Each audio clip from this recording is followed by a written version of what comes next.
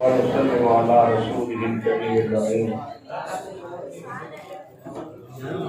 أما بعد فأعوذ بالله من الشيطان الرجيم.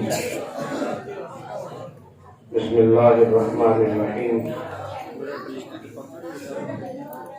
قد جاءكم من الله نور وكتاب مبين. صدق الله تعالى مولانا العظيم وصدق رسوله النبي الكريم الأمين. الصلاة والسلام عليك سيدي يا رسول الله وعلى آلك وأصحابك يا سيدي يا حبيب الله. الصلاة والسلام عليك سيدي يا رحمة للعالمين وعلى آلك وأصحابك يا سيدي يا خاتم النبيين. وعلى آلك وصحابك يا سيدي يا خاتم النبيين. کر ذکر مدینے والے کا تیرا اجڑیا دل آباد ہوئے. کر ذکر مدینے والے تیرا اجڑیا دل آباد ہوئے. او دل بھی عرش تو گھٹ نائی جیدے وچ سونے دی یاد ہوئے.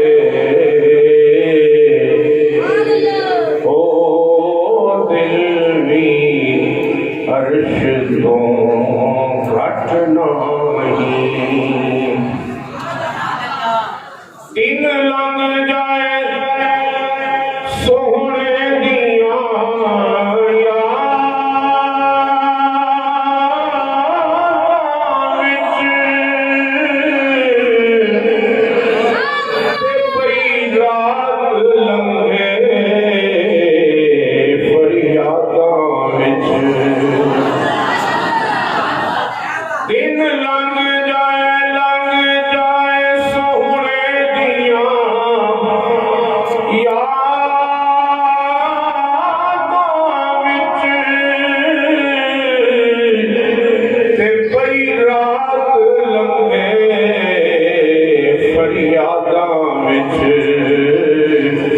کچھ اپنے غم دی بات ہوئے.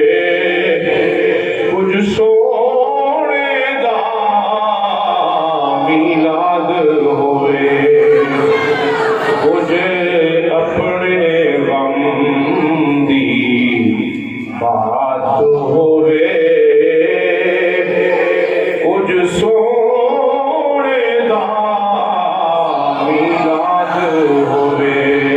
کر ذکر مدینے والے دا تیرا اجڑیا دل آباد ہوئے.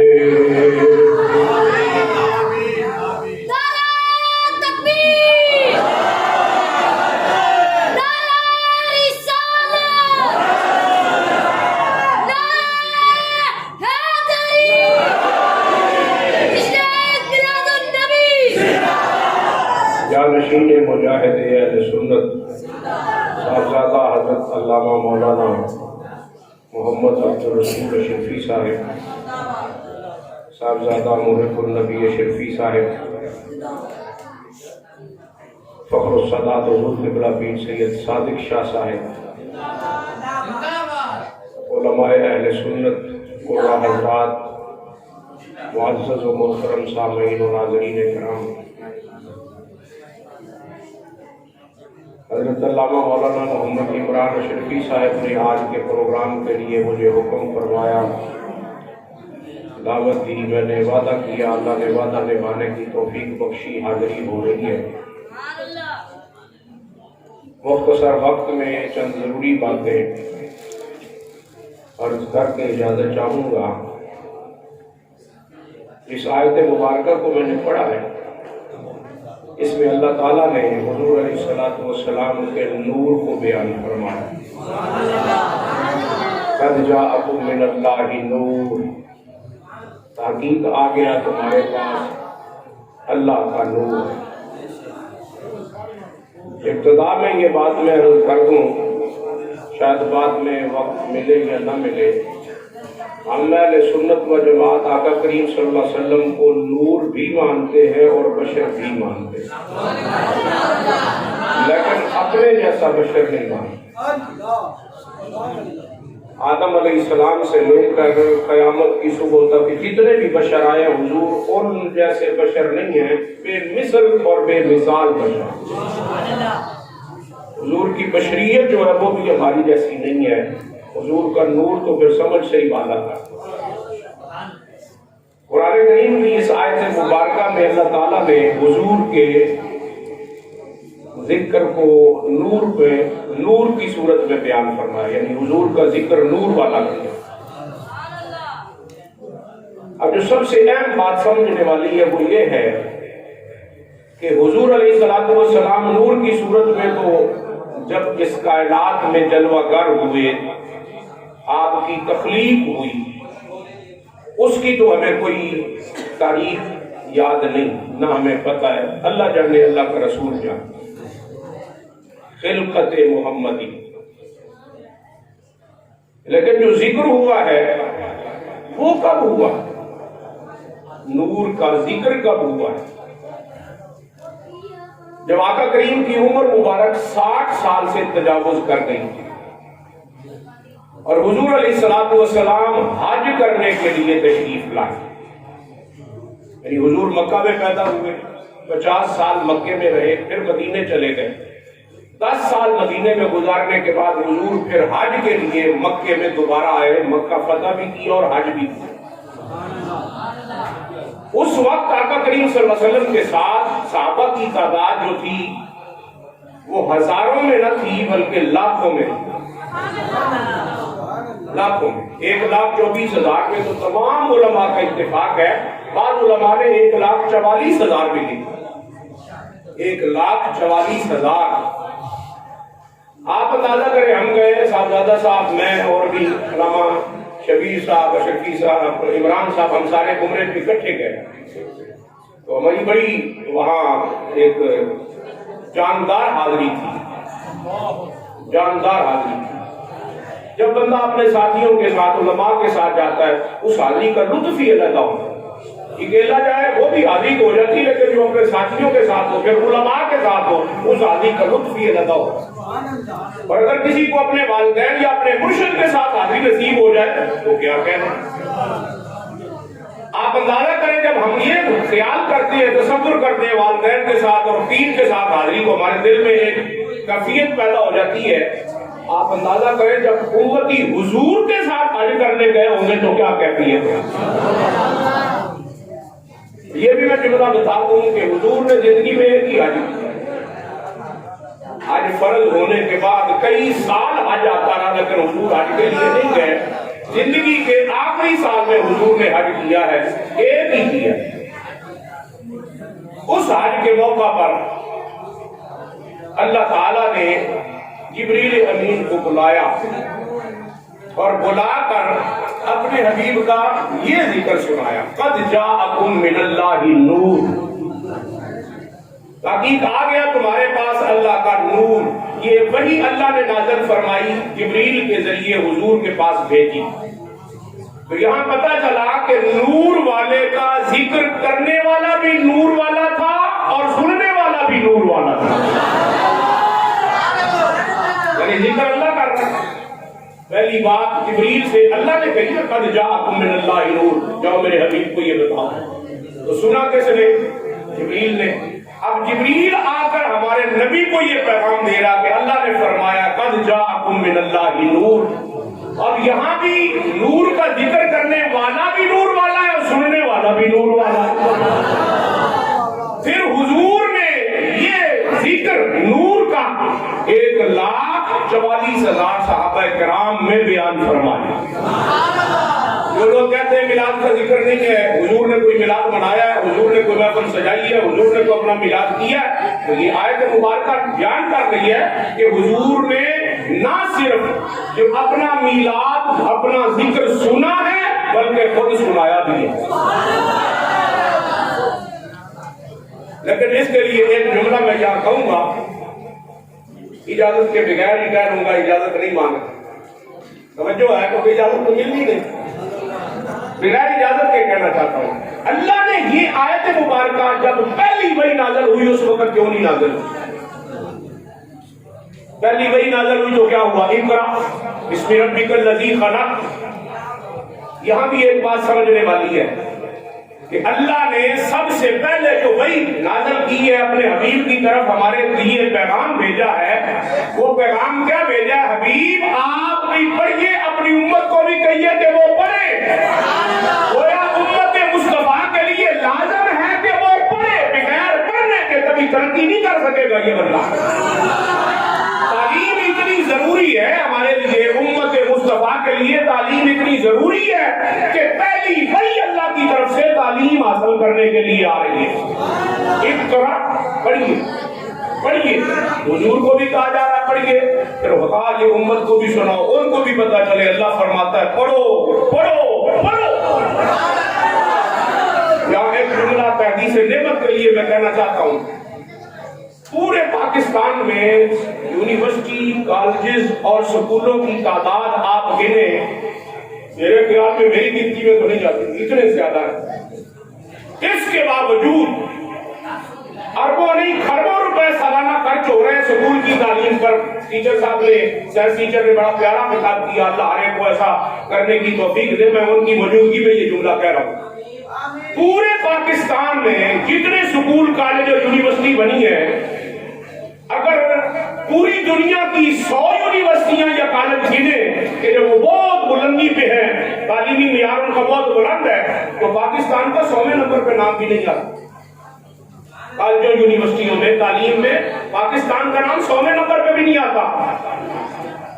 لیکن آپ پوری دنیا کی اسلامی تعلیمات کو چیک کریں گے، اس میں سعودی عرب بھی ہے، دوسرے اسلامی ممالک بھی ہیں، ان کی اسلامی تعلیمات اور پاکستان کی اسلامی تعلیمات کو چیک کریں تو پوری دنیا کی اسلامی تعلیمات میں پاکستان پہلے نمبر پہ آتا ہے۔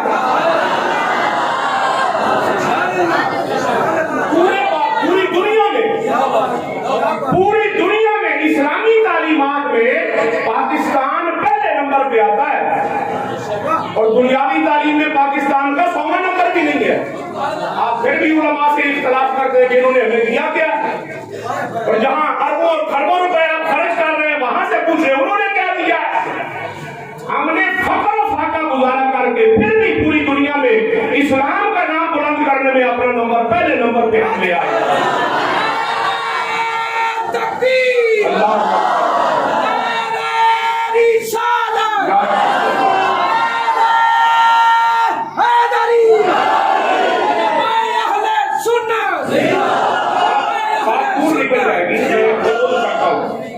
کلوز کرتا ہوں، پہلی وحی آئی اقرا، پڑھیے پڑھیے۔ جو نبی اللہ نے ہمیں حکم دیا اور نبی کے ذریعے ہم تک آیا، ہم پڑھ رہے ہیں، الحمدللہ پڑھا بھی رہے، قسم کرسی کی حالت میں بھی پڑھا رہے ہیں۔ اور یہ بھی میں بات یہاں فٹ کر دوں کہ پوری دنیا کے کالجوں کے اساتذہ، یونیورسٹیوں کے اساتذہ، سکولوں کے اساتذہ نے کئی بار احتجاج کیا ہے روڈوں پہ جا کے اور اسمبلی ہال کے سامنے کہ ہماری تنخواہیں بڑھائی جائیں، مراعات تھوڑی ہے۔ آج تک آپ نے نہیں سنا ہوگا کسی عالم دین نے احتجاج کیا ہو کہ ہماری تنخواہ تھوڑی ہے۔ ڈاکٹر احتجاج کر رہے ہیں، وکلاء احتجاج کر رہے ہیں، ٹیچر احتجاج کر رہے ہیں، پروفیسر احتجاج کر رہے ہیں، مراعات تھوڑی ہے، کام ہے زیادہ دی جائے۔ آپ کسی کالج یونیورسٹی کے کسی پروفیسر سے، کسی ڈاکٹر سے، کسی جج سے پوچھ لیں کتنی تنخواہ ہے، کہے گا جی 5 لاکھ ہے، 6 لاکھ ہے۔ گزارا کیسے ہوتا ہے؟ بس جی پریشانی ہے، کم ہے، تھوڑا ہے۔ میں ذمہ داری سے بات کر رہا ہوں۔ بچے کتنے ہیں؟ وہ ڈاکٹر کہے گا جی بچے تو 2 ہی اچھے، بچے تو 2 ہی اچھے، 2 بچے 5 لاکھ میں گزارا ہوگا۔ کسی آدمی سے پوچھے حضرت جی آپ کے کتنے بچے ہیں؟ वो कहता है बस चौथी बीवी फौत हो गई थी वरना 20 हो जाते, 16 है अल्हम्दुलिल्लाह। ये लतीफा नहीं सुना रहा, मैं हकीकत सुना रहा हूँ, हंसने की बात नहीं है। हुजूर ने खुद फरमाया मैं अपनी उम्मत पे क़यामत के दिन नाज करूंगा, ज्यादा बच्चे पैदा करो ताकि क़यामत के दिन मेरी उम्मत ज्यादा हो। मैं ये जुमला कहता हूँ, वो जो 16 बच्चों वाला उससे पूछो 6,000 7,000 ज्यादा से ज्यादा बड़ी छान मार लेंगे ना, छलांग लगाएंगे 10-12 हज़ार, इससे बड़ी तनख्वाह नहीं है। उससे पूछो मौलवी साहब गुजारा कैसे होता है, वो तारीफ करता करता थकता ही नहीं, अल्हम्दुलिल्लाह शुक्र है माशाअल्लाह कमाल अली अल्लाह ताला की रहमत ही रहमत। तो हमने कभी शिकवा नहीं किया तनख्वाह थोड़ी है, गुजारा थोड़ा है, हम उसके सारे काम कर रहे हैं। और अल्हम्दुलिल्लाह हमारा जो काम है वो पूरी दुनिया जानती है कि पाकिस्तान इस्लामी तालीम में पहले नंबर पर है। इस्लामी तालीमात में न सऊदी अरब, न दुबई, न कुवैत, न मिस्र, कोई भी उस मकाम पे नहीं पहुंचा जहां अल्हम्दुलिल्लाह पाकिस्तान पहुंचा। एक ग्राफ पढ़िए, ये कई नाज़िल फरमाई अल्लाह ने, ये क्यों नहीं कहा कद जाअकुम मिनल्लाहि नूर। मक्कातुल मुकर्रमा में आ गए, घर आ गए, वहां भी वही नाज़िल होती रही, कभी कोई कभी कोई कभी कोई। 50 साल तक यानी 10 साल ऐलान नबूवत के बाद हुजूर ने मक्के में गुजारे 13 साल। 13 साल में नूर का जिक्र तो नहीं हुआ, मदीने में चले गए तब भी नूर का जिक्र नहीं हुआ। मदीने से वापस मक्के में आ गए, 1,40,000 के करीब सहाबा हैं, वहां ऐलान हो रहा है कद जाअकुम मिनल्लाहि नूर। क्यों? इसलिए ये बात बगैर इजाजत के कहना चाहता हूं कि अल्लाह भी जानता है, मेरा नबी भी जानता है, नूर का जिक्र अपनों में किया जाता है। नूर का जिक्र अपनों में किया जाता है, दुश्मनों में, गैरों में, बेईमानों में, मुशरिकों में, काफिरों में नूर का जिक्र नहीं किया जाता। नूर पाक है, पाक जहां इकट्ठे हो वहां जिक्र किया जाता है। कद जाअकुम मिनल्लाहि नूर। और अगला जुमला भी मैं यहाँ साथ जरूरी करना चाहता हूँ, ये आयत मुबारका हज करने के बाद क्यों नहीं नाज़िल हुई, हज से पहले क्यों हुई? अभी हुजूर ने हज नहीं पढ़ा, हज पढ़ने से पहले आयत नाज़िल हुई। क्यों? ये बताना था, ये नमाज़े, रोजे, हज, ज़कात जो तुम कर रहे हो उस वक्त तक ये काबिल कबूल नहीं जब मेरे महबूब को नूर नहीं मानोगे। नबी को नूर मानोगे तो हज कबूल होगी, नूर नहीं मानोगे तो हज कबूल नहीं होगी। हाँ, पहले नूर मानो फिर ये सारा कुछ होगा। और अगले जुमले में, आयत के अगले जुमले में तो मसला वाज़ेह कर दिया, कद जाअकुम मिनल्लाहि नूरुम व किताबुम मुबीन, ताकि तुम्हारे पास आ गया अल्लाह का नूर और किताब मुबीन। तो पहले किताब मुबीन का जिक्र नहीं किया, पहले नूर का किया, बाद में किताब का किया। पहले किताब का करके बाद में नूर का जिक्र कर देते तो क्या हालत था? बताना मकसूद ये है, किताब पढ़ने के लिए लाइट की, रोशनी की जरूरत होती है, और कुरान पढ़ने के लिए जब नूर मुस्तफा की लाइट नहीं होगी कुरान तुम्हारी समझ में नहीं आएगा।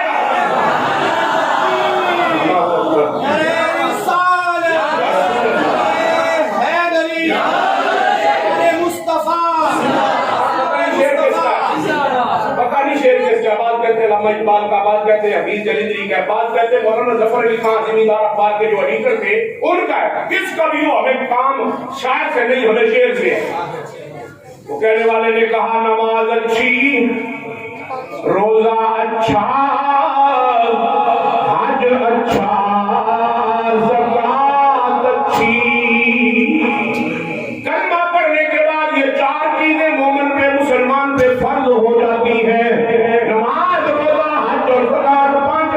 इस्लाम का कलमा है। कलमा पढ़ने के बाद 4 चीजें फर्ज है, वो शायद चारों का जिक्र कर रहा है कि नमाज अच्छी, रोजा अच्छा, हज अच्छा, ज़कात अच्छी, मगर मैं बावजूद इनके मुसलमान हो नहीं सकता।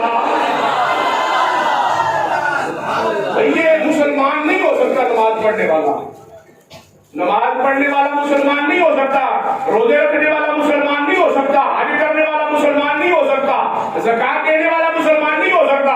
फतवे मुझ पे न लगाना, जिसने ये शेर लिखा है उस पे लगाना। मैं तो उसकी बात सुना रहा हूँ, किसी की बात सुनाने पे भी सख्ती है।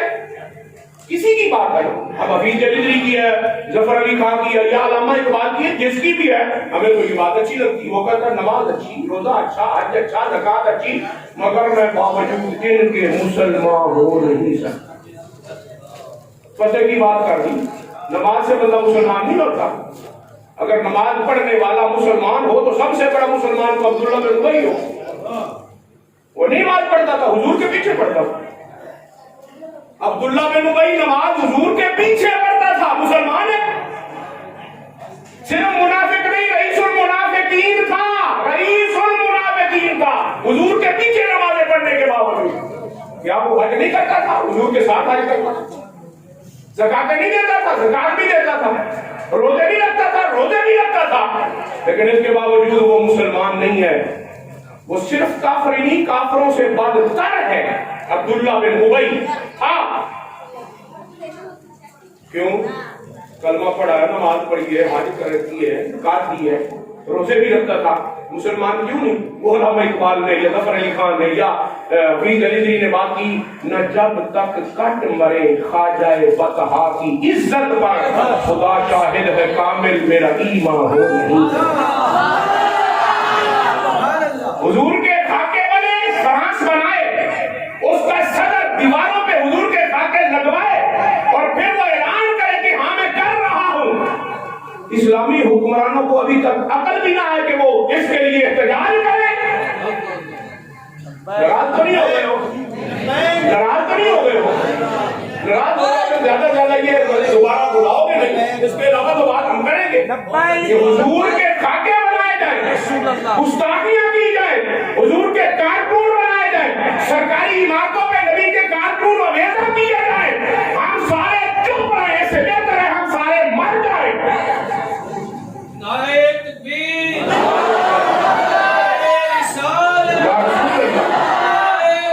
हुजूर की इज्जत पे कोई कंप्रोमाइज नहीं है, नमूसे रिसालत पे कोई कंप्रोमाइज नहीं है। ये कोई तहरीक लब्बैक की जिम्मेदारी नहीं है। मौलवी खालिद हुसैन ने ठेका नहीं उठाया हुआ, हमने हुजूर की इज्जत और चौकीदारी का ठेका उठाया हुआ है। हम मुसलमान हैं, हमारी जिम्मेदारी है। या रसूल अल्लाह लब्बैक लब्बैक लब्बैक या रसूल अल्लाह लब्बैक लब्बैक लब्बैक या रसूल अल्लाह लब्बैक लब्बैक। मैं बात करना चाहता हूँ, जरूरी है, इससे ईमान बचेगा वरना तबाह हो जाएगा ईमान। हुजूर की इज्जत पर आवाज उठाना ये सबसे कम ईमान है। सबसे बेहतर ईमान क्या कि हाथ से रोको, नहीं रोक सकते जुबान से रोको, नहीं करते तो कम से कम दिल में तो उसको बुरा जानो। ये ईमान का आखिरी दर्जा है। हम अगर दिल में बुरा जाने, जबान से कहें कि उन्होंने गलत किया, हम उसे उसका एहतजाज करते, हमारे ऊपर पाबंदी है कि क्यों ये बात क्यों की, ये नहीं करनी चाहिए थी, तो फिर हम क्या करें? लैला मजनू की कहानी सुनाए, शीरी फरहाद के किस्से सुनाए, गुरु नानक की चौपाइयां सुनाए। हम हुजूर की इज्जत की बात करेंगे, खत्मे नबूवत की बात करेंगे। ये हमारे ऊपर फर्ज है। जो मौलवी ये फर्ज नहीं अदा कर रहा, वो सिर्फ मौलवी नहीं है, अपने ईमान की खबर में। जिंदाबाद जिंदाबाद। तवज्जो फरमाइए, जो बात करना चाहता हूँ। नमाज अच्छी, रोजा अच्छा, हज अच्छा, ज़कात अच्छी, मगर मैं बावजूद इनके मुसलमान हो नहीं सकता। न जब तक कट मरूं ख्वाजाए बतहा की इज्जत पर। हुजूर की इज्जत पर मर मिटने का जज्बा है तो मुसलमान है, अगर नहीं जज्बा तो फिर मुसलमान नहीं है। मैं जिम्मेदारी से बात कर रहा हूं। आगे मैं चलना चाहता हूँ। जो जरूरी बातें ये दरमियान में आ रही है तो छोड़ना नहीं चाहता। अल्लाह ताला ने ये आयत मुबारका पढ़ के सुनाई जिब्रील को, जिब्रील ने ये आयत पढ़ के सुनाई नबी को, नबी ने पढ़ के सुनाई 1,40,000 सहाबा इकराम को। तो साबित हो गया हुजूर का जिक्र अल्लाह भी करता है, जिब्रील भी करता है, खुद मुस्तफा भी करता है। कहां से सबूत है जी? कहां से सबूत है? सारा कुरान ही सबूत है हुजूर के जिक्र का। अलिफ लाम मीम से लेकर वन्नास तक सारा कुरान जिक्र रसूल ही तो है। हजरत सैयदा आयशा सिद्दीका से किसी ने पूछा, या उम्मुल मोमिनीन, हुजूर अलैहिस्सलाम के इखलाक के बारे में कुछ बताएं। उन्होंने कहा तुमने कुरान नहीं पढ़ा? नहीं पढ़ा। फरमाया सारा कुरान तो मेरे नबी का इखलाक है। जिसकी एक सिफ्त सारा कुरान हो, उसकी सारी जिंदगी क्या होगी? एक सिफ्त है इखलाक, एक सिफ्त। हुजूर की एक सिफ्त का नाम कुरान है, और बाकी जो औसाफ है میرے نبی کے وہ تو گنتی میں ہی نہیں آتے. قد جاءکم من اللہ نور و کتاب مبین.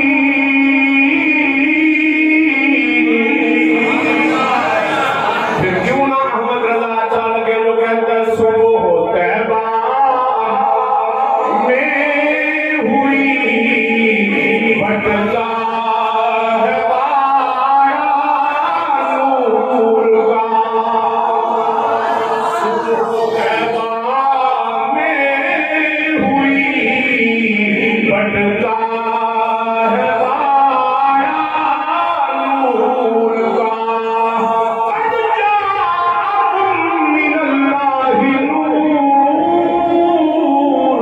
صبح طیبہ میں ہوئی بھٹکا ہے پایا نور کا. صدقہ لینے نور کا آیا ہے پایا نور کا. آقا کریم صلی اللہ علیہ وسلم کے نور کا ذکر رب نے حج کے موقع کر کے بتا دیا. جہاں ذکر مصطفیٰ نور کی صورت میں دیا جائے وہاں تھوڑے بندے نہیں چاہیے, وہاں زیادہ بندے چاہیے. جب تھوڑے سے غلام اس وقت نہیں آئی ہے, مکے میں نہیں آئی, مدینے میں نہیں آئی, جب آخری وقت آیا میرے نبی کا اس جہان سے جانے کا, اس وقت یہ آیت نازل ہوئی. گویا اللہ بھی چاہتا ہے میرے یار کے نور کا ذکر بڑے مجمع میں ہو, بڑے مجمع میں ہو. یہ سنت ہے الہیہ. یہ جو ہم باقاعدہ اشتہار لگاتے ہیں, دعوتیں دیتے ہیں, لوگوں کو اکٹھا کرتے ہیں, تو بھائی ہم اپنے گھر میں بھی تو میلاد کر سکتے ہیں نا. گھر میں میلاد کرنا جائز نہیں ہے. صرف اپنے بچوں کو بٹھا کر حضور کا ذکر سنا دے تو کوئی گناہ ہے؟ گناہ نہیں ہے, جائز ہے, ثواب ہے. لیکن زیادہ بندوں کو بلا کے ذکر رسول سنانا رب کی بھی سنت ہے, مصطفیٰ کی بھی سنت ہے. اور قرآن میں تیسرے پارے میں جو حضور کے میلاد کا ذکر ہے, وہاں پر بھی اللہ نے اتنے ہی بندے بلائے. تیسرے پارے کا آخری رکوع یہاں سے شروع ہو رہا ہے. وَإِذَا أَخَذَ اللَّهُ مِيثَاقَ النَّبِيِّينَ لَمَا آتَيْتُكُم مِّن كِتَابٍ وَحِكْمَةٍ. اس میں بھی اتنے ہی بندے تھے جتنے حضور کے سامنے, 1,24,000. اور یہ بندے بھی وہ بندے تھے جو خاص اور خاص تھے, وی آئی پی. صرف وی آئی پی نہیں تھے, وی آئی پی. ہاں, وی آئی پی لوگ بلائے تھے. ان میں وی آئی پی بھی تھے, وی آئی پی بھی تھے, عام بھی تھے. جب اللہ نے اپنا ذکر کیا, لیکن جب یار کی باری آئی فرمایا نہیں, دوسروں کی تو ضرورت ہی نہیں ہے. صرف وی آئی پی بھی نہ آئے, وی آئی پی آئے.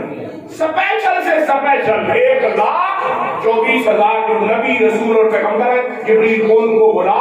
اب میں ان کے سامنے اپنے محبوب کا ذکر کرنا چاہتا ہوں.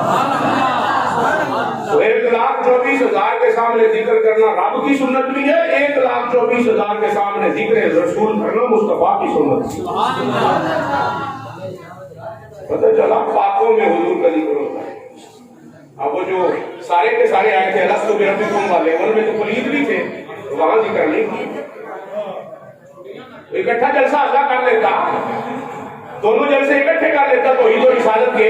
اس نے توحید کا جلسہ الگ کیا, رسالت کا الگ کیا. توحید کے جلسے میں اپنے بھی تھے, غیر بھی تھے, پاک بھی تھے, پلید بھی تھے, دشمن بھی تھے, دوست بھی تھے.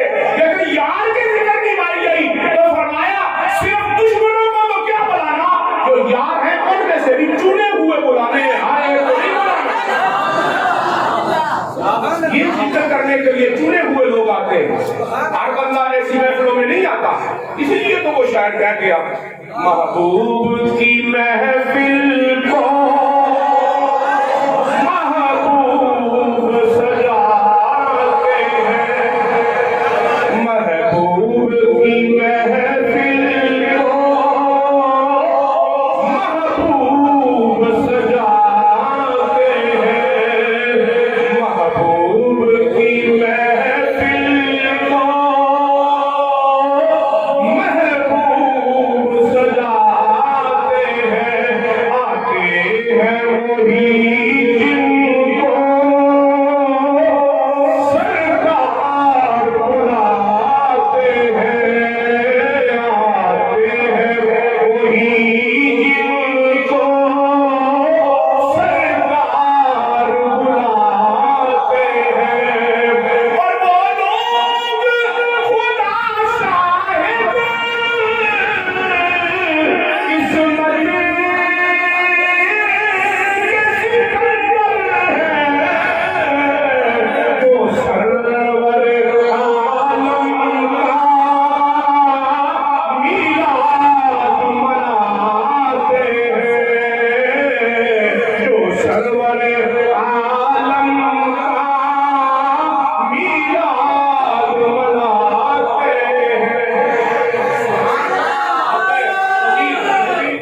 مزید اختصار کرتا ہوں، اس پہ زیادہ بحث ہو سکتی ہے لیکن مزید اختصار کرتا ہوں۔ جب رب تعالیٰ نے اس نور کو انسانی قالب میں منتقل فرمایا، بشری مجسمے میں منتقل فرمایا، نور سے بشری مجسمے میں منتقل فرمایا پہلی بار، تو وہ صورت کیا تھی؟ صورت آدم۔ اللہ کریم نے آدم علیہ السلام کا مجسمہ بنایا اور پھر اس میں اللہ تعالیٰ نے روح ڈالی، روح اندر جا کے واپس آ گئی، اندر رہی نہیں، ٹکی نہیں۔ تو رب نے اس سے پوچھا کیا مسئلہ ہے؟ میں نے تمہیں کہا اندر جا، یہ تیرا ٹھکانہ ادھر تو نے رہنا ہے۔ اس نے کہا کہ اندر تو اندھیری کوٹڑی ہے، میرا دل نہیں لگ رہا، گھبراہٹ ہوتی ہے۔ تو رب تعالیٰ نے وہ نور جو اس وقت بشری صورت میں جانے سے پہلے ایک صورت میں تھا، جو صورت قرآن بیان کرتا ہے کأنہا کوکب درّی یوقد، چمکدار موتی کی صورت میں اس وقت محمد رسول اللہ کی صورت تھی، اللہ نے وہ آدم کی پیشانی میں فٹ کر دی۔ اب آدم علیہ السلام کے اندر روح ڈالی، روح نہ صرف رہ گئی بلکہ ایسی پکی رہ گئی ہے، اسرائیل کھینچ کے نکالتا، وہ نکلتی بھی نہیں، بڑے زوروں کے بعد نکلتی ہے۔ اور جہاں یار نے ڈیرا لگایا ہو وہاں بھی دل لگتا ہے، دل لگتے ہی وہاں ہے۔ کوئی ہمیں پوچھے رضائے مصطفیٰ میں کیوں جاتے ہو؟ اشرفی صاحب سے دل لگا ہوا، بڑی قربت تھی، پہلے تھوڑی تھی، پھر ہوتی بہت ہو گئی۔ پھر باقاعدہ آخری ایام میں جب ہمیں باقاعدہ مجھے اور رسول صاحب کو جماعت اہل سنت ضلع کی ذمہ داری دی تو پھر ہماری ڈیوٹی ان کے ساتھ لگا دی۔ وہ جانتے تھے اب ہم جانے والے ہیں، ان کا آپس میں آگے چلنا ہے سلسلہ۔ بزرگوں کو یہ سارے معاملات پتہ ہوتے ہیں۔ اللہ تعالیٰ نے یار جو ہوتا ہے نا، جہاں وہ یار رہتا ہوتا ہے، وہ یار کی جگہ وہ محبوب کی جگہ محب کو بڑی پیاری کرتا ہے۔ اب اللہ کریم نے انسان کو بنا دیا، بات ذرا لمبی ہے، میں اس کو اختصار کے ساتھ کر رہا ہوں۔ انسان کو بنانے کے بعد اپنے قرب خاص میں رکھا، پھر اس کی عظمت اور شان ساری کائنات کے سامنے ظاہر کرنے کے لیے باقاعدہ جلسہ کیا، اور وہ جلسہ بھی بڑے خاص لوگوں کا تھا، یعنی سارے نور والے اکٹھے تھے۔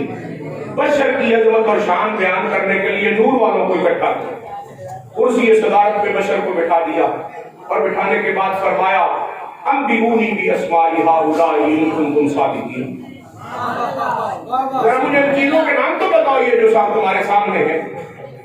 وہ جو نوری مخلوق تھی انہوں نے کہا قالوا سبحانک لا علم لنا، تو پاک ہے ہمیں کوئی پتہ نہیں، الا ما علمتنا، ہاں اتنا پتہ جتنا تم نے ہمیں علم دیا۔ اب اللہ نے وہ عظمت ان پر ظاہر کرنے کے لیے وہی سوال بشر سے کیا، یا آدم انبئہم، آدم یہ جو نام میں نے پوچھے ہیں ان کو ذرا بتاؤ۔ پہلے نے کہا انبئونی، مجھے بتاؤ، اور جب آدم کی باری آئی تو سوال ہی بدل گیا، انبئہم، ان کو بتاؤ۔ گویا پتا تھا، مجھے تو پتا ہے، یہ میرے سامنے علم کا اظہار کر رہے تھے، ایسوں کو بنائے گا جو خود رضیہ کریں گے، قتل و غارت کریں گے، فساد کریں گے، یہ کریں گے، وہ کریں گے۔ اللہ نے فرمایا میں بنانے والا ہوں، مجھے نہیں پتا یہ کیا کیا کریں گے، تمہیں پتا چل گیا تو مجھے نہیں پتا، میرے علم میں سے تو تمہارے پاس علم ہے، تو میرے سامنے ہی اپنے علم کا اظہار کر رہے ہو۔ اب فرمایا تمہیں نہیں پتا؟ جی نہیں پتا۔ فرمایا اس سے میں تمہیں بتاتا ہوں کہ اس کو کتنا پتا ہے، بتا ان کو۔ انہوں نے سارے نام، ان کی خاصیات، نہ صرف نام بتائے، ان کی خاصیتیں بھی بتائی کہ یہ نام ہے، اس کے یہ فوائد ہیں، یہ نقصانات ہیں، سارا کچھ بتایا آدم نے۔ تو اللہ نے اس کے بعد کیا کہا؟ قال الم اقل لکم انی اعلم غیب السماوات والارض، میں تمہیں نہیں کہتا تھا زمین و آسمان کا غیب میں جانتا ہوں؟ یا اللہ یہ تو فلسفہ سمجھ میں نہیں آ رہا، اگر تو یہ غیب چیزوں کے نام بتاتا تو پھر ہم مانتے کہ تو غیب جانتا ہے۔ غیب کی چیزوں کا نام تو آدم نے بتایا ہے، تو کیسے کہتا کہ میں جانتا ہوں؟ فرمایا تمہیں اتنی عقل نہیں ہے، یہ میرا شاگرد بتا رہا ہے تو استاد کو پتہ نہیں ہے؟ یہ میرا مقرر ہے، میرا شاگرد ہے، میں نے اسے پڑھایا، میں نے یہ ساری چیزیں سے دکھائی ہیں۔ اگر یہ جانتا جو بنانے والا میں ہوں، میرا علم کتنا ہوگا؟ یہ جو تمہیں بتا رہا ہے نا، تو یہ میرے شاگرد کا علم ہے، تو میرا علم کیا ہوگا؟ فرشتوں نے اپنی عاجزی کا اقرار کیا۔ اللہ نے فرمایا ایسے اقرار نہیں کرنا، زبانی اقرار نہیں کرنا۔ مولا بتا کیسے اقرار کرے؟ فرمایا اس کے سامنے جو عملی طور پہ ان کے سامنے جھکو، سجدہ کرو اس کو۔ کیا بات ہے، کیا بات۔ ناراض تو نہیں ہو گئے؟ سجدہ کرو۔ تعظیم کا سجدہ کروایا کہ نہیں کروایا؟ اب بھی استاد کے سامنے جو جھکتے ہیں وہ فرشتوں کی سنت عطا کر رہے ہیں، فرشتے شرک نہیں کرتے، ہم سنی فرشتوں کی سنت پہ عمل کرتے ہیں، اپنے بزرگوں کے سامنے جھکتے ہیں، ان کے علم کا اعتراف کرتے ہیں کہ یہ بڑے ہیں علم میں، ہم ان سے چھوٹے ہیں۔ تو اللہ نے کہا جھکو، اور جھکنا بھی ایسا نہیں رکوع کی حالت میں، سجدے کی حالت میں جھکو۔ محبت کی بات ہے، اللہ کے علاوہ کسی اور کو سجدہ جائز ہے؟ تو پھر یہ کرنے والے کون ہوئے؟ چپ کر گئے۔ چلو بڑا پیارا جواب دیا حضرت قبلہ عبدالرسول شفیع صاحب نے، حکم ربی ہے، حکم ربی ہے۔ اگلا میں جملہ کہتا ہوں، وہاں حکم ربی دکھا دے، یہاں حکم ربی دکھا دیا نا، اگلے جملے میں حکم ربی بھی دکھا دے۔ اللہ کا ایک نبی ہے، اس کے پاس اس کا بیٹا سویا ہوا ہے، چند سالوں کا، 5-6 سالوں کا، اچانک اٹھ کے بیٹھ گیا۔ باپ نے کہا بیٹا کیا ہوا، نیند نہیں آئی؟ کہا نیند تو آ رہی تھی لیکن ایک خواب دیکھا ہے، اس نے بیدار کر دی۔ کیا خواب ہے؟ فرمایا خواب میں دیکھا ہے، میں نے دیکھا، سوال متکلم کا سیکھا، میں نے دیکھا، کیا دیکھا؟ احد عشر کوكبا والشمس والقمر رأيتهم لي ساجدين۔ میں نے خواب میں دیکھا ہے کہ ایک سورج، ایک چاند، 11 ستارے مجھے سجدہ کر رہے ہیں۔ نبی کہتا ہے یہ شرکیہ خواب ہے، توبہ کرو، اللہ کے علاوہ سجدے کے لائق کوئی نہیں ہے، تو صرف بندوں کی نہیں، تو چاند سورج کو بھی اپنے سامنے سجدہ نہیں دیکھ رہا، یہ غلط خواب ہے، توبہ کرو، استغفار کرو۔ نہیں، انہوں نے کہا بیٹا تیرا خواب بڑا ہی اچھا ہے، بڑا ہی پیارا ہے، اس میں تیری شان دکھائی گئی ہے کہ ایک وقت آئے گا، یہ جو سورج ہے وہ میں ہوں، یہ جو چاند ہے وہ تیری امی ہے، یہ جو 11 ستارے ہیں یہ 11 تیرے بھائی ہیں، ایک وقت آئے گا تو اس منصب میں فائز ہوگا کہ تیرا باپ بھی، تیری امی بھی، تیرے 11 بھائی بھی تجھے سجدہ کریں گے۔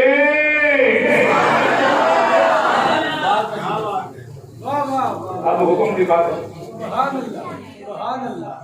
اب یہی جواب ہے کہ نبیوں کا خواب بھی وہی ہے، یہی جواب ہے، اس کے علاوہ تو جواب کوئی نہیں ہے نا، حکم تو کوئی نہیں ہے۔ اللہ نے کہا کہ جاؤ سجدہ کرو، سورج کو کہو، چاند کو کہو، ستاروں کو کہو، یعقوب علیہ السلام کو کہو، اس کی بیوی کو کہو، اس کے بیٹوں کو کہو، سجدہ کرنا نہیں، اللہ کا حکم نہیں ہے، بس خواب ہے۔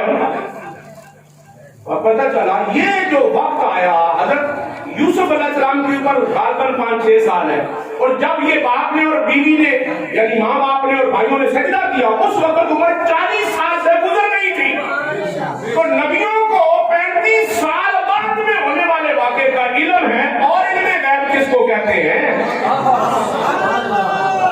جو واقعہ 35 سال کے بعد ہونا ہے، یعقوب نبی کو وہ پتا ہے، مصطفیٰ کے علم کا کیا عالم ہو؟ اس لیے احمد رضا بریلوی اچھا لگتا ہے، ہمارے کوئی چاچے کا بیٹا نہیں ہے، تائے کا نہیں، پھپھو خالہ کا نہیں ہے، رشتے دار نہیں ہے، لیکن اس کے باوجود ہمیں اپنے رشتے داروں سے بھی پیارا لگتا ہے، کیونکہ کہتا ہے سرے عرش پر ہے تیری گزر، اور دل فرش پر ہے تیری نظر،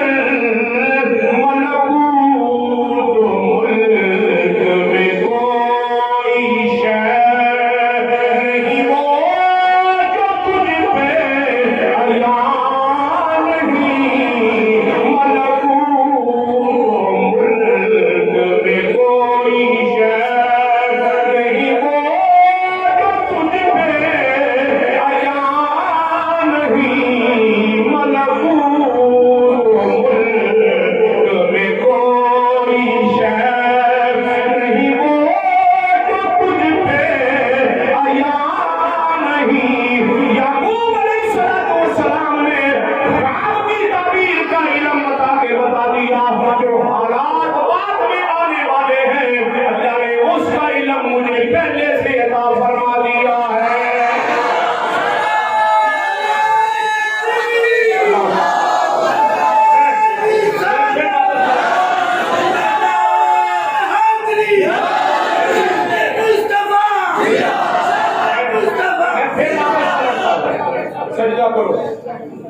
کیا کرو؟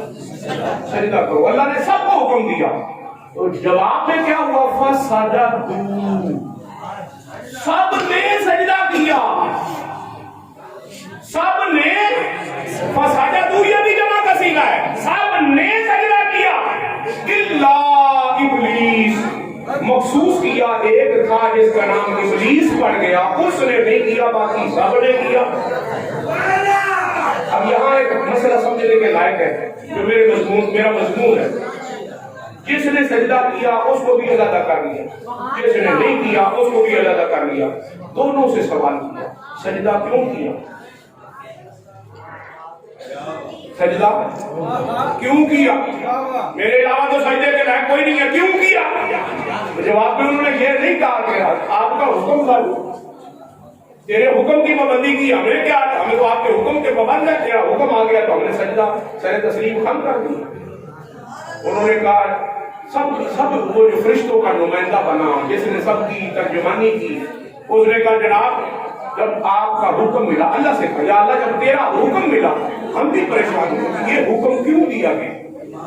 کوئی اس کے لائق تو ہے نہیں کہ اس کو سجدہ کیا جائے, لیکن حکم ہے ربی اس میں کوئی راز ہے.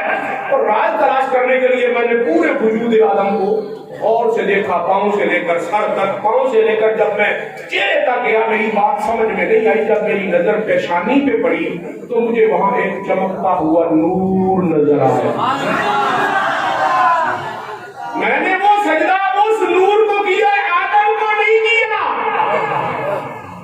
اللہ نے فرمایا ٹھیک ہے, آج کے بعد تو صرف جبریل نہیں ہے, جبرائیل امین ہے. وہ تیرے پاس میرا راز آ گیا, تو اس راز کو راز رہنے دے, امانت تیرے پاس ہے, تو جبریل امین ہے. امین امانت رکھنے والے کو کہتے ہیں. اللہ کے کون سے سونے کے جھمکے تھے جو جبریل کے پاس تھے؟ امانت کون سی تھی؟ یہی تھی راز مصطفیٰ. آگے کا سمجھ. دوسرے سے پوچھا ماں منع کا, تو تجھے کس نے روکا تھا سجدہ کرنے سے جبکہ میں نے حکم دیا تھا؟ میرا حکم تھا تو تو نے سجدہ کیوں نہیں کیا, کس نے روکا؟ اس نے جواب میں کیا کہا؟ اس نے کہا تو نے مجھے آگ سے بنایا ہے, اس کو مٹی سے بنایا ہے, آگ کی سرشت ہے اسے نیچی جگہ لگاؤ تو اوپر جاتی ہے, اور مٹی کے سرشت میں اسے اوپر بھی کرو تو نیچے آتی ہے. جو بلند والا ہوتا ہے جو نیچے آئے وہ ادنا ہوتا ہے. انا خیر منہ, میں اس سے بہتر ہوں, اس لیے میں نے سجدہ نہیں کیا. بہتر سجدہ نہیں کرتا, بہتر کو سجدہ کیا جاتا ہے. مجھ سے بہتر تو ہے, یہ مجھ سے بہتر نہیں, اس لیے میں نے اس کو سجدہ نہیں کیا. توجہ ہے جناب کی. جگہ کی قلت کے پیش نظر کوئی گڑبڑ ہو رہی ہے, لیکن میں کلوز کرنے لگا. اللہ تعالیٰ نے دونوں کو پوچھا, دونوں نے اپنا جواب دے دیا. ایک نے کہا میں اس سے بہتر ہوں. پتہ چلا جو کوئی نبی سے بہتر بننے کی کوشش کرے اس کا نام ابلیس ہوتا ہے. مجھے توجہ ہے, جو کہے میں نبی سے بہتر ہوں وہ ابلیس ہوتا ہے. اللہ تعالیٰ فتویٰ لگا ہے, قرآن میں حکم ہے. اس نے کہا انا خیر منہ, میں بہتر ہوں اس سے. بہتر کا الفاظ کہنے والا شیطان ہوتا ہے, ابلیس ہوتا ہے, مقبول ہوتا ہے. اب میں اس کو راز ہی رہنے دیتا ہوں. اب اگلا جملہ کیا تھا؟ اللہ نے جس کو کہا نا کہ تم نے سجدہ کیوں کیا, اس نے جواب میں کہا کہ میں نے اس لیے کیا. فرمایا آج سے تو سارے فرشتوں کا سردار. اور جو سردار تھا بڑا بنا ہوا تھا اس نے کہا میں نے اس لیے نہیں کیا. اللہ نے فرمایا فخرج, دفع ہو جا, نکل جا میری بارگاہ سے. پتہ چلا آدم علیہ السلام کے سامنے جھکنے والا سردار بن گیا, ان کے سامنے نہ جھکنے والا لعین شیطان بن گیا, بارگاہ خداوندی سے مردود ہو کے نکال دیا گیا. تو جو آدم علیہ السلام کے وجود میں نور کی تعظیم نہ کرے وہ شیطان ہوتا ہے, تو جو حقیقت میں حضور کے نور کی توہین کرے وہ کیا ہوگا؟ راز تو نہیں ہو گئے. اور میں پھر واپس آ جاتا ہوں, پلٹ آتا ہوں اپنے مضمون کو کلوز کرنے کے لیے. اب یہ نور چلتا چلتا حضرت سیدنا عبد المطلب تک پہنچا. حضرت عبد المطلب سے پھر یہ آگے منتقل ہوا. بات لمبی ہے, میں اس کو کلوز کرتا ہوں. حضرت عبد المطلب نے 6 شادیاں فرمائی, بعد نے 5 لکھی ہیں, لیکن میری تحقیق کے مطابق 6 شادیاں حضرت عبد المطلب. وہ ایک آیا تھا راہب, اس نے دیکھا تھا نور محمدی حضرت عبد المطلب کی پیشانی سے چمکتا. اس نے کہا تھا تجھ سے آخر زمان نبی کا نور چمکتا نظر آ رہا ہے. وہ جب پیدا ہو تو مجھے دکھانا. حضرت عبد المطلب نے اس لیے جلدی شادی کر لی. 2 بچے پیدا ہوئے. وہ 2 4 سال 5 سال کے بعد راہب آیا, کہا بیٹے ہوئے؟ کہاں 2 ہے, دکھاؤ. دیکھا, کہا نہیں ان میں نہیں. انہوں نے پھر دوسری کی, ان سے بھی 2 بچے ہوئے. پھر تیسری کی, ان سے بھی 2 ہوئے. پھر چوتھی کی, پھر 5ویں کی, پھر 6ٹھی کی. تو حضرت سیدنا عبداللہ پیدا ہوئے. وہ آیا, اس نے حضرت عبداللہ کو دیکھ کر کہا اوہ, میں نے تو کہا تجھ سے نور آئے گا, لیکن وہ نور اس میں منتقل ہو چکا ہے, اس میں سے آئے گا. حضرت عبداللہ کی پرورش بھی حضرت عبد المطلب نے باقی بچوں سے علیحدہ کی. زیادہ کھلانا, توجہ رکھنی, پیار کرنا, یہاں تک کہ وہ بالغ ہو گئے. اب آپ چاہتے تھے کہ اس کی جلدی شادی ہو جائے, کیونکہ نور محمد کو دیکھنا تھا. انہوں نے کہا جی میں تو ایسا بالکل شادی نہیں کرنا, ابھی نہیں کرنی, میں مجھے شرم آتی ہے. آپ نے حضرت عبداللہ کے دوستوں کی دعوت کی, حضرت عبد المطلب, اور کہا جس دن تم میرے بیٹے کو شادی کے لیے تیار کر دو گے تمہاری دعوت. تو پتہ چلا یہ دعوتیں ایک دوسرے سے محبت کے لیے. کہہ دینا کہ تمہارے ہاں میری دعوت ہے, میرے ہاں آپ کی دعوت ہے, یہ ہمارے نبی کی اسلاف کی سنت ہے. ہاں, تو انہوں نے دوستوں یاروں نے کہا یار ہماری دعوت ہی تو جو ہے وہ روکے کھڑا ہے, جلدی جلدی تیار ہو, ہماری دعوت تو ہمیں مل جائے. سنا بابا جی ہرن کی دعوت کریں گے, فلاں کی کریں گے, جیسے جیسے ان کے خیالات تھے. یہاں تک کہ اللہ کی طرف سے حکم ہو گیا, حضرت عبداللہ کو خواب میں بشارت ہو گئی کہ تم شادی کر لو, اور شادی آمنہ سے کرنا, کسی اور سے نہ کرنا. حضرت عبداللہ صبح اٹھے, اپنے دوستوں کو بلایا, یار بات کرنی. کہا بتاؤ. انہوں نے کہا میں شادی کرنا چاہتا ہوں, لیکن ایک شرط ہے کہ ایک لڑکی کا نام ہے آمنہ, اس سے شادی کروں گا, کسی اور سے. اب میری اپنی یہ ہے طبیعت کہ انہوں نے پھر ایسا کہا ہوگا کہ اچھا ہم کو پہلے سے بالکل تمہیں اس چیز کا پتہ نہیں, تم تو لڑکی بھی دیکھ لیے تم نے, تم تو اس سے پیار بھی تمہیں ہو گیا. انہوں نے کہا خبردار ایسا جملہ نہ کرنا, میرے والدین بڑے اعلیٰ ہیں, میرا ایسا کردار نہیں ہے, میں نے آج تک آمنہ نام کی لڑکی دیکھی نہیں ہے, میں نے پتہ ہی نہیں ہے کہاں. پھر بات کیسے کی؟ انہوں نے کہا خواب میں بشارت دینے والے نے دے دی. اچھا, اس کا مطلب ہے کہ روحانی خواب ہے. انہوں نے جا کر حضرت عبد المطلب کو, حضرت عبد المطلب رشتے کی تلاش میں نکل پڑے. چلتے چلتے کبھی کسی علاقے, کبھی کسی علاقے, کبھی کسی علاقے, پورے علاقے کی وہ کر کے نا دورہ, آپ واپس پلٹ رہے تھے. منا اور مزدلفہ کے درمیان ایک چھوٹی سی بستی تھی, آبادی تھی, پنجابی جنہوں کہتے ہیں بینی. وہ بینی تھی, وہاں حضرت واب رضی اللہ تعالی عنہ کا قبیلہ تھا. آپ بکریاں بھیڑیں رکھی ہوئی تھی, آپ چلا رہے تھے. حضرت عبد المطلب کو گزرتے دیکھا تو آواز دے کر کہا عبد المطلب رکیے. جب وہ رکے تو کہا میں تمہیں اپنے گھر لے کر جانا چاہتا ہوں. کہا کیوں؟ کہا اس لیے کہ میری بیٹی جوان ہو گئی ہے, میں اپنی بیٹی کا رشتہ کرنا چاہتا ہوں. تم مکے کے سردار ہو, چلتے پھرتے آدمی ہو, کوئی اچھا خاندان ہو, اچھا آدمی ہو, تمہیں رشتہ دینے کے لیے تیار ہو. حضرت عبد المطلب تو تلاش ہی اسی میں تھے. انہوں نے کہا اچھا پھر گھر نہیں لے چلو گے, کوئی کھانا شانا, کوئی پانی شانی, عرب کی تو روایات. انہوں نے کہا ہاں بالکل آؤ, ہمارے لیے تو اعزاز ہے کہ مکے کا سردار بیت اللہ کا متولی ہمارے گھر آئے. آپ گھر آئے, حضرت عبد المطلب کو بٹھایا اور پھر آواز دی, بیٹی آمنہ, بیٹی آمنہ باہر آ کر دیکھو, ہمارے گھر میں بیت اللہ کا متولی آیا ہے. حضرت عبد المطلب کہتے ہیں آمنہ کا نام سنتے ہی میرے رونگٹے کھڑے ہو گئے کہ جس کی تلاش میں میں دور دور تک سفر کر چکا ہوں وہ تو میرے پاس ہی ہے. کہتے ہیں اس اسنا میں چادر میں ملبوس حضرت آمنہ جب آئی, فرماتی پہلی نظر میری سیدہ آمنہ پہ پڑی تو مجھے یقین ہو گیا آخر زمان نبی کی ماں بننے کے لائق اگر کوئی ہے تو یہی عورت ہے. میں نے کہا حضرت واب کو, حضرت عبد المطلب کہتے ہیں اب واب تمہارا کام ہو گیا, رشتہ میں نے پسند کر لیا, میں آپ سے رشتہ مانگتا ہوں. اب میں محبت سے یہ جملہ کہہ رہا ہوں. انہوں نے کہا بابا جی کس کے لیے؟ آپ بھی تو پہلے 5-6 شادیاں. اور میں اپنے لیے نہیں, اپنے بیٹوں کے لیے. اچھا چلو بیٹوں کے لیے, تو کس بیٹے کے لیے؟ انہوں نے کہا میرے اتنے بیٹے ہیں, جس کے لیے مرضی کرنا, نام بتاؤ گے تو پھر میری طرف سے ہاں ہوگی, ورنہ نہ. اس کی کیا مطلب؟ انہوں نے کہا کوئی مطلب ہے نا, نام تو بتاؤ. انہوں نے کہا تم بتاؤ تم میرے کس بیٹے کے لیے اپنی بیٹی دینا. انہوں نے کہا صرف عبداللہ. तुम्हारे बाकी बेटों के लिए रिश्ता नहीं है, सिर्फ तेरे बेटे हजरत अब्दुल्ला के लिए रिश्ता है। हजरत अब्दुल मुतल्लिब कहते हैं मुझे तजस्सुस हुआ, तुम अब्दुल्ला को जानते हो? देखा तो उन्होंने कहा हाँ मैंने एक बार देखा। जानती हो कि वो मेरा बेटा? कहा उस दिन पता चला कि ये तुम्हारा बेटा है। कैसे? तो कहा मैंने देखा कि नौजवान घोड़े पे सवार जंगल में शिकार के लिए जा रहा है, आगे आगे हिरन है, पीछे पीछे वो है। जब वो जंगल के अंदर चला गया तो मैंने क्या देखा कि 70 बंदे हाथों में तलवारें तीर लेकर उसके पीछे जा रहे थे उसको कत्ल करने के। वो उसने हिरन को पकड़ा, दबोचा ज़िबा करने के लिए, तो ये 70 ने उसके बाहर घेरा डाल लिया, तलवारें लेकर अब मारने लगे थे। मैंने कहा वो इतना हसीन नौजवान बच्चा पता नहीं किसका है, अभी कत्ल हो जाएगा मेरे सामने, मैं इसके लिए कुछ कोशिश करूं।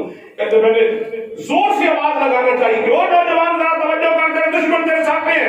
लेकिन मैं हैरान हूं कि मैं मुंह खोलता हूं आवाज नहीं निकलती। फिर मैंने कहा आवाज नहीं निकली, मेरे मुंह में कुछ हो गया, तो चलो मैं कोई घोड़ा उठा के फेंकता हूं। कहते मैं हाथ नीचे करने लगा तो मेरा जिस्म शांत हो गया, हाथ भी मेरा जिस्म भी नीचे नहीं जाता। मैंने कहा मैं भागता हूं तो उसके पास जाऊं, मैं दौड़ता हूं तो मेरा पांव नहीं उठता, यूं जैसे जमीन ने जकड़ लिया है। ये मुझे क्या हो गया? अचानक मैं अपनी आंखें बंद की कि आप बस वो मरेगा, मुझसे देखा नहीं जाएगा। कहते थोड़ी देर के बाद मैंने आंखें खोली तो वहां आग ही आग थी और बंदे जो थे वो सारे जल के राख हो चुके। क्यों हो गया? अब मैंने आगे बढ़ना चाहा, मेरे कदम भी चल रहे हैं, मैं बोलना चाहा तो मैं बोल भी रहा हूँ। मैंने उस नौजवान को कहा तुमने देखा ये बात? उन्होंने कहा मैंने तो कुछ नहीं देखा, बस 70 बंदे थे तुम्हारे ऊपर हमला करने वाले, अल्लाह ने तुझे बचा लिया है। इसने जो खालिक है वो आग आई है, सबको भस्म कर दी है। देखो रात पूरी मकान रात को नजर आ रही। मैं बताओ तुम कौन? उसने कहा मेरा नाम अब्दुल्ला है। किसके बेटे हो? अब्दुल मुतल्लिब का बेटा हूँ। अच्छा ठीक है, आओ खाना शाना नहीं, बस मैंने शिकार कर लिया, वापस जाता हूँ। उस दिन मुझे यकीन हो गया कि ये वो बंदा है जो अल्लाह की हिफाजत में है। मेरी बेटी आमना के लिए अगर कोई है तो यही बच्चा हो सकता है। मैंने उस दिन तैयार कर दिया था अगर मैं अपनी बेटी का रिश्ता दूंगा तो इसी नौजवान अब्दुल्ला को दूंगा, किसी और को नहीं दूंगा। तो फरमाया मैं अब्दुल्ला के लिए लेने आया हूँ, हजरत अब्दुल्ला रज़ी अल्लाह। उसी दिन पंजाबी में जो कहते हैं ना मंगनी हो गई, गल बात हो गई, मंगनी हो गई। फिर आप घर गए, जाके बताया, फिर रिश्तेदारों को साथ लेकर बकायदा दिन रखने के लिए आए, फिर बकायदा बारात बन के आई। खुद हजरत अब्दुल मुत्तलिब ने अपने बेटे अब्दुल्ला का निकाह पढ़ाया। ये आलिम थे, मामूली लोग नहीं थे। यहां तक कि आप लेके आ गए दुल्हन घर। रब ताला की करम नवाजी, चंद महीनों के शादी के चंद महीनों के बाद आप फौत हो गए। जवानी में हजरत अब्दुल्ला सैयदा आमना के हुजूर का की तशरीफ आवरी हो चुकी। इस पर बात लंबी नहीं कर सकता, मैं मुख्तसर यही करूंगा कि हुजूर अपनी माँ के शिकवे पाक में आ चुके थे। सैयदा आमना फरमाती है जब मेरा लाल मेरे पेट में आया तो मुझे कोई बोझ महसूस नहीं हुआ, जैसे बच्चा वजनी होता है, पेट भारी हो जाता है, तकलीफ होती है, कह आती है, बोझल हो जाती तबीयत। फरमा नहीं, हुजूर के आने के बाद मुझे यूं लगे जैसे मैं तो हवाओं में उड़ रही हूँ। मैं जो घड़ा भरने पानी का जाती हूँ कुएं पर तो पानी खुद ब खुद बाहर आ जाता है, घड़ा खुद ब खुद भर जाता है। उठाने के लिए हाथ लगाती हूँ तो खुद उठ के मेरे सर पे आ जाता है। फिर सर के ऊपर वजन नहीं डालता, सर से एक बारिश ऊपर ऊपर मेरे साथ साथ चलता है। जिस दरख्त के पास से गुजरती हूँ, जिस हजर के पास से गुजरती हूँ, वो मुझे सलाम करके कहता है आमिना मुझे मुबारक हो, तू आखिर ज़मान नबी की अम्मी बन चुकी। ये पत्थरों को पता हो कि हुजूर आखिर ज़मान नबी है, उस काने दज्जाल को पता नहीं चला कि हुजूर नबी है, नबी के बाद कोई नबी नहीं आ सकता। मिर्ज़ा कादियानी को मैं समझता हूँ कायनात का बिल्कुल गलीज़ तरीन और जबल तरीन आदमी वो है जो हुजूर के होते हुए किसी और नबी के कलमा पढ़े। तो जो है सैयदा आमना रज़ी अल्लाह तआला अन्हा फरमाती हैं 12 रबीउल अव्वल शरीफ की रात आ गई, मैं घर में थी, अभी दाइया नहीं पहुंची थी। मैंने दिल ही दिल में शिकवे शुरू कर दिए। अल्लाह ख्वाबों में नबी आते हैं, बशारतें दे जाते हैं कि तू आखिर ज़मान नबी की अम्मी है, अल्लाह के महबूब की अम्मी है, सारी कायनात की दुनिया के इंसानों का सरदार तेरे पेट में है, सारे नबियों का नबी तेरे पेट में है, तशरीफ लाने वाला है, मुबारकबादियां। और अल्लाह अब यह मामला ये है कि बच्चे की वलादत का वक्त करीब आ गया, कोई दाइशा ही नहीं है, इसका बाप भी तूने उठा लिया दुनिया से, मैं अकेली यहाँ کہتی ابھی میرا شکوہ پورا نہیں ہوا تھا کہ دیوار شک ہو گئی، 4 لمبے لمبے قد کی عورتیں اندر آ گئی، ایک دائیں ایک بائیں ایک سامنے ایک پیچھے بیٹھ گئی۔ میں نے پوچھا کون ہو، کہاں سے آئی ہو؟ ایک نے کہا میرا نام حوا ہے، آدم علیہ السلام کی بیوی، سارے انسانوں کی امی ہوں۔ دوسری نے کہا میرا نام ہاجرہ ہے، اسماعیل علیہ السلام کی امی، ابراہیم علیہ السلام کی بیوی ہوں۔ تیسری نے کہا میرا نام آسیہ ہے، لوگ مجھے فرعون کی بیوی کہتے ہیں لیکن مجھے موسیٰ علیہ السلام کی ماں ہونے کا شرف حاصل ہے۔ چوتھی بولی میرا نام مریم ہے، میں عیسیٰ علیہ السلام کی امی ہوں۔ اتنی مقدس ترین خواتین کیسے آئی ہو؟ تم تو فوت ہو گئی تھی۔ فرمایا ہم دنیا سے چلی گئی تھی، اپنی اپنی قبر میں راحت و آرام کی زندگی گزار رہی تھی، جنت کے عیش کر رہی تھی کہ اچانک کہاں سے لایا اللہ کا، اس نے ہمیں نام لے کر کہا حوا، مریم، آسیہ، ہاجرہ اٹھو، اللہ نے تمہاری شان کو اور اونچا کرنے کے لیے اپنے محبوب کی دائیاں منتخب کر لیا۔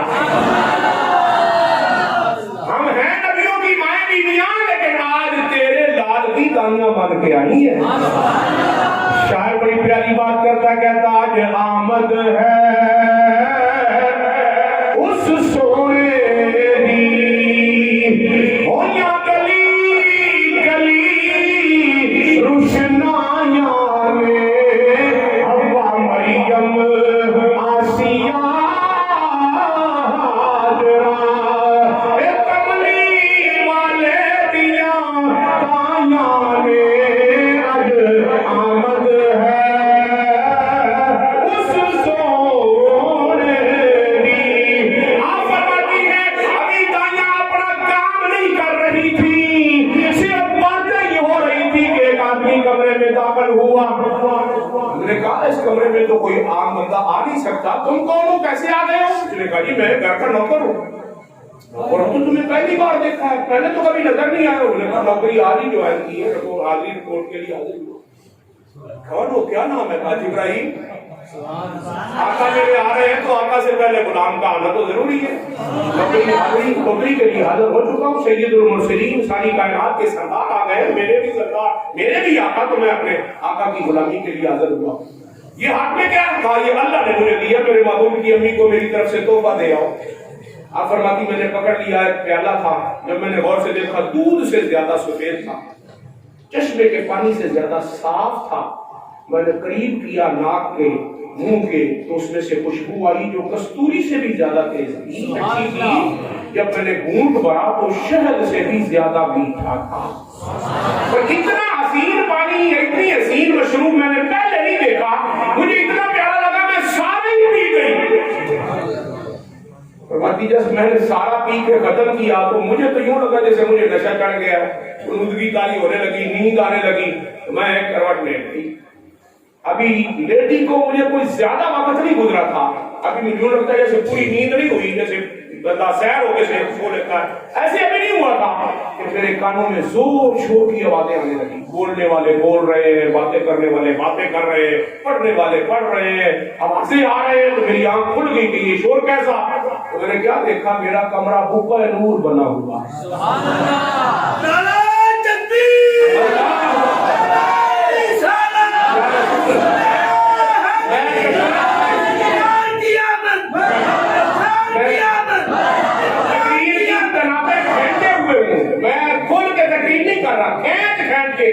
یوں سمجھیے شاید کر تقریر کر رہا ہوں۔ تو سیدنا جبرائیل امین وہ موجود نہیں تھے، میری نظروں میں نہیں تھے، حالانکہ موجود تھے۔ کہتی نور اتنا تھا، روشنی اتنی تھی کہ میری اپنی آنکھیں کمرے کے حالات کو دیکھنے کے لیے پریشان ہو گئی، مجھے کچھ نظر ہی نہیں آ رہا، سجائی نہیں دے رہا۔ جب تیز لائٹ آنکھوں میں پڑے نا رات کا وقت ہو تو بندے کی آنکھیں جو ہے وہ چندیا جاتی ہیں۔ فرماتی میری آنکھیں چندیا گئی، اتنا تیز نور تھا، اتنی لائٹ تھی۔ میں نے سوچا یہ اتنی لائٹ کہاں ہے؟ میں نے سونے سے پہلے تو ایک دیا جلایا ہوا تھا جو ایک کونے میں پڑا، تھوڑا سی روشنی تھی، پورا کمرہ روشن نہیں تھا۔ اب اتنی لائٹ آ کہاں سے گئی، روشنی اتنی آ کہاں سے گئی؟ پھر مجھے فوراً خیال آیا تیرے ہاں تو تیرے لال کی آمد کا وقت ہو گیا تھا، ذرا وہ تو توجہ کر۔ فرماتی میں اٹھ کے بیٹھی، اپنے آپ کو دیکھا، میں ٹھیک ٹھاک صحیح سلامت کپڑے شپڑے اسی طرح، بالکل کوئی معاملہ نہیں، لیکن نور میرے سر سے لے کر پاؤں تک پورے وجود سے نکل رہا تھا۔ خرج منی نور، خرج منی نور۔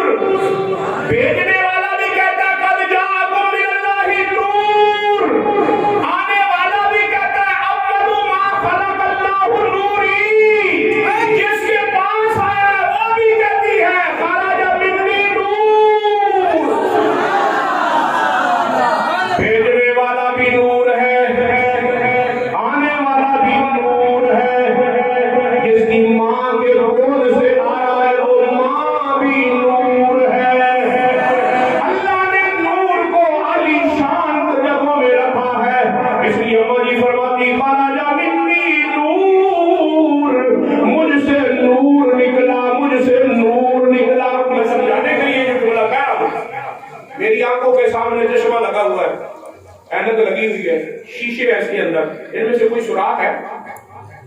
وہ جو میری نظر گزر کے آپ کو دیکھ رہی ہے بغیر سراغ کے نظر گزر جاتی شیشے میں سے کیسے؟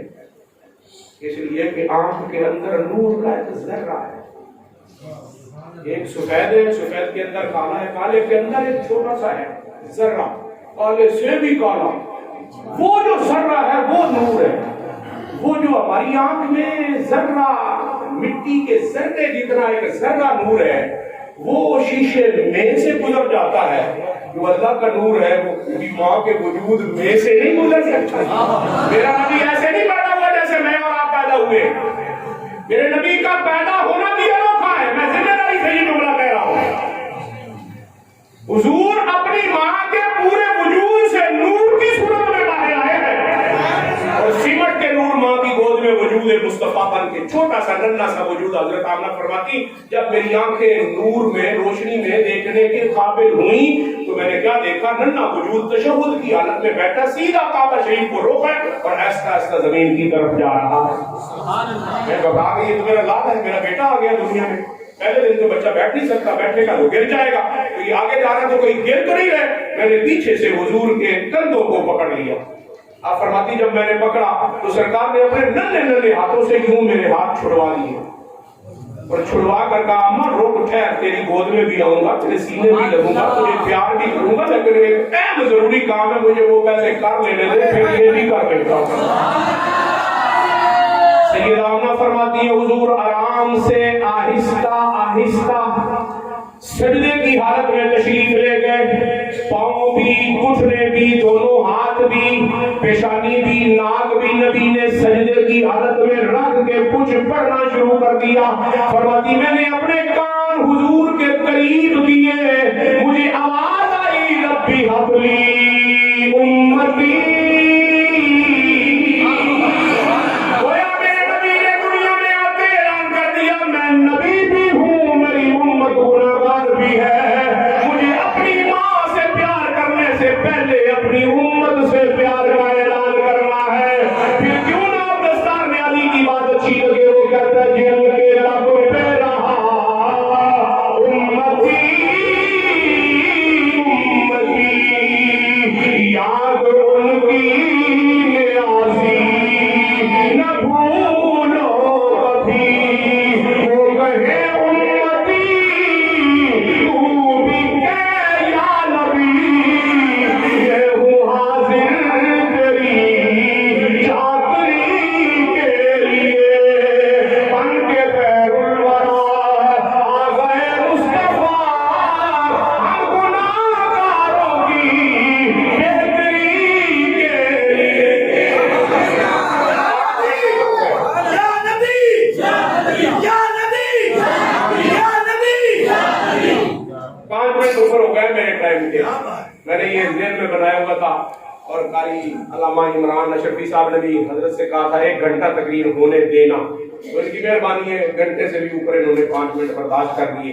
میں نہیں چاہتا کہ کوئی وعدہ خلافی ہو، میں نے نظر ہی آپ ڈال لیا تو 35 منٹ ہو گئے، میری پہلے نظر پڑ جاتی تو پورے 10:30 پہ میں نے ختم کر دینا تھا۔